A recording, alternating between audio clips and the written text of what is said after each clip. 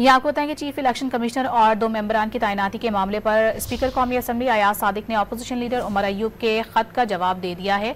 तर्जुमान कौमी असम्बली के मुताबिक वजीर आजम और अपोजिशन लीडर की मशावरत का सिलसिला जारी है और दोनों में नामों पर इत्तेफाक न होने की सूरत में मामला स्पीकर कौमी असम्बली के पास आएगा। स्पीकर कौमी असम्बली पार्लिमानी लीडर से नाम तलब करेंगे। इसे मजीद तफसीलात हासिल करेंगे। डॉन न्यूज़ के नुमाइंदे इरफान सदुजई हमारे साथ मौजूद हैं।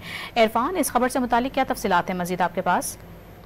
वज़ीर आज़म और अपोजिशन लीडर में नामों पर इत्तेफाक न होने की सूरत में ये मामला स्पीकर कौमी असम्बली के पास आएगा। आज जो खत लिखा गया है उसका यही मतन है और इसके अलावा खत में यह भी कहा गया है कि वज़ीर आज़म की जानिब से स्पीकर को पार्लिमानी लीडर से पार्लिमानी कमेटी के नाम मांगने की दरख्वास्त की जाएगी और तर्जुमान कौमी असम्बली ने कहा है कि स्पीकर कौमी असम्बली पार्लिमानी लीडर से नाम तलब करेंगे और पार्लिमानी लीडर की जानिब से भेजे गए नामों को कौमी असम्बली में मौजूद पार्टी नुमाइंदगी के मुताबिक शामिल किया जाएगा।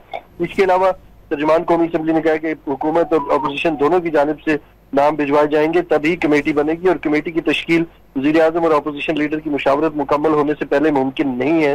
तो अपोजिशन लीडर ने आपको मालूम है कि अपोजिशन लीडर ने चीफ इलेक्शन कमिश्नर और 2 अरकान की तैनातियों के लिए पार्लिमानी कमेटी की तश्कील का मुतालबा किया था। जी, बहुत शुक्रिया आपका इरफान।